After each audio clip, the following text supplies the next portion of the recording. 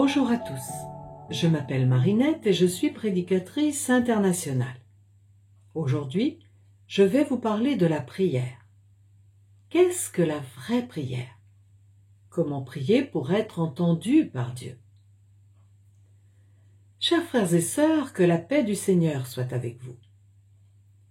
Pour nous chrétiens, la prière est un moyen important afin d'établir une relation normale avec Dieu. C'est particulièrement le cas le matin et le soir. C'est pour cette raison qu'il est extrêmement important d'apprendre à prier. Mais de nombreux frères et sœurs, découragés, disent « Tous les jours, nous prions matin et soir. Nous prions aussi avant de manger et après avoir fini de manger, ainsi que pour notre famille et nos enfants. De plus, à chaque fois que nous prions, nous disons beaucoup de choses au Seigneur et prions longtemps. Cependant, nous avons toujours le sentiment que Dieu n'est pas là. On dirait que nous nous parlons à nous-mêmes. Lorsque nous prions, notre esprit n'éprouve ni paix, ni joie. Pourquoi Dieu n'écoute-t-il pas nos prières? Comment devons-nous prier pour être écoutés par Dieu? C'est quoi la vraie prière? À vrai dire, il y a plusieurs raisons qui expliquent pourquoi Dieu n'écoute pas nos prières parfois. Aujourd'hui, nous allons découvrir tout cela dans la parole de Dieu. Vous êtes au bon endroit pour avoir une réponse à votre question sur la prière. Qu'est-ce qu'une vraie prière? C'est dire à Dieu ce qui est dans ton cœur, communier avec Dieu en ayant saisi sa volonté, communiquer avec Dieu au travers de ses paroles, te sentir particulièrement proche de Dieu, sentir qu'il est là, devant toi, et croire que tu as quelque chose à lui dire. Ton cœur donne l'impression d'être rempli de lumière et tu sens combien Dieu est adorable. Tu te sens particulièrement inspiré et t'écouter apporte de la satisfaction à tes frères et sœurs. Ils auront le sentiment que les paroles que tu prononces sont les paroles qu'il y a dans leur cœur, les paroles qu'ils veulent dire, comme si tes paroles étaient un substitut des leurs. Voilà ce qu'est la vraie prière. Après que tu te seras adonné à la vraie prière, ton cœur sera en paix et connaîtra la satisfaction. La prière n'est pas une question de simple formalité, de procédure à suivre ou de paroles de Dieu à réciter.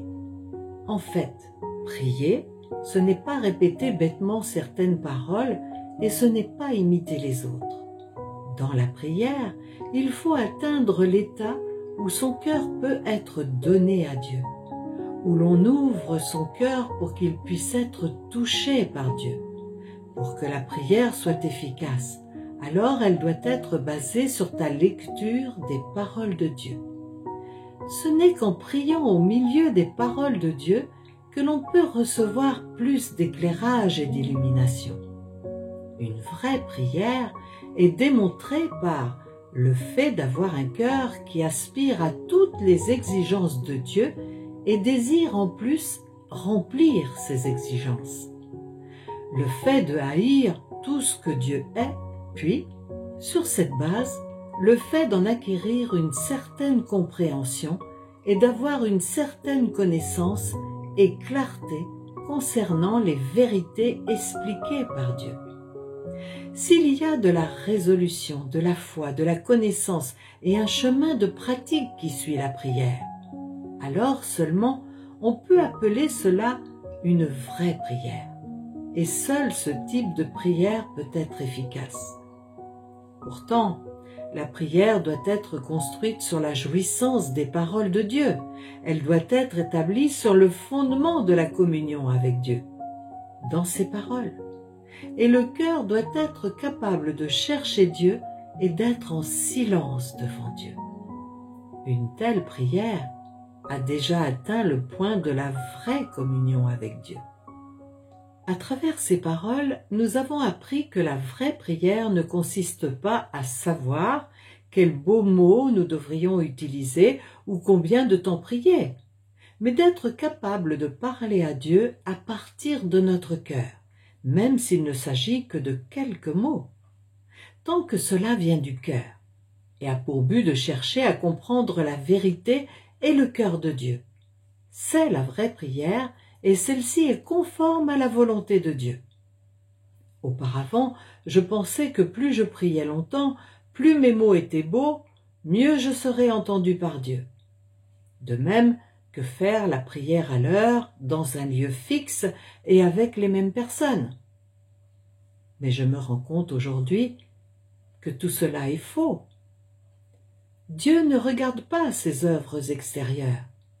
Mais si le cœur de l'homme est honnête, s'il a parlé sincèrement à Dieu, comme le Seigneur Jésus l'a dit dans Jean, chapitre 4, verset 24.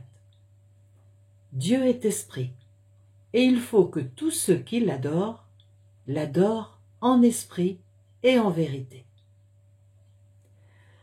Dans notre vie quotidienne, lorsque nous prions le Seigneur, nous disons souvent des faussetés, des grands mots et des paroles vides.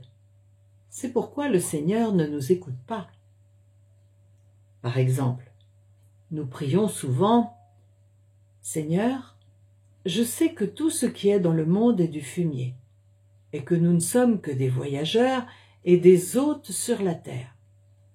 Je suis prêt à t'aimer et à te satisfaire. » Mais en réalité, nous n'avons pas encore lâché l'argent, la réputation et le statut du monde, et nous les poursuivons même encore.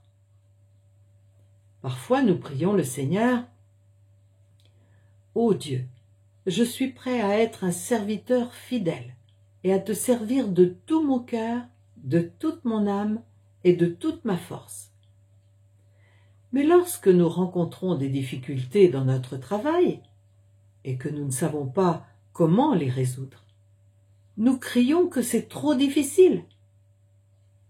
Et nous prions souvent « Seigneur, je suis prêt à prendre ma croix et à te suivre. » Mais lorsque nous sommes confrontés à une grande épreuve, comme la maladie ou l'emprisonnement, nous nous plaignons que le Seigneur ne nous garde pas en sécurité, et ainsi de suite. Le Seigneur Jésus a dit « Dieu est esprit, et il faut que ceux qui l'adorent en esprit et en vérité. » Nous voyons par là que le Seigneur exige de nous que nous soyons des gens honnêtes, que nous lui parlions franchement, que nous ne chantions pas des mots ronflants ou que nous disions des choses irréalistes pour le tromper et le dégoûter. Par conséquent, lorsque nous prions, nous devons nous entraîner à parler au Seigneur en vérité, avec des paroles qui viennent de notre cœur. Nous devons rejeter les paroles vides et hypocrites. Le nombre de mots que nous prononçons ou la beauté de nos paroles n'ont pas d'importance. Mais le fait que nous prions le Seigneur avec notre cœur compte davantage. Par exemple, lorsque nous travaillons pour le Seigneur et qu'en même temps, dans nos cœurs, nous voulons toujours poursuivre le monde et l'argent, nous devrions dire la vérité au Seigneur et lui demander de nous guider pour nous aider à nous dépenser pour lui sincèrement. Si nous sommes dans une situation difficile, nous devrions dire la vérité au Seigneur. Dieu, je suis dans une situation difficile et je suis faible. Je voudrais t'aimer, mais je n'y arrive toujours pas. Que tu touches mon cœur afin que je ne devienne pas faible à cause des difficultés. Après, il faut aussi coopérer volontairement avec le Seigneur et compter sur lui. lorsque nous avons péché contre le Seigneur ou lorsque nous l'avons mal compris. Face aux épreuves, nous devons lui parler encore de nos corruptions, de nos véritables pensées ou difficultés, etc. En bref, lorsque nous prions le Seigneur, nous devons parler avec notre cœur et être proches de lui.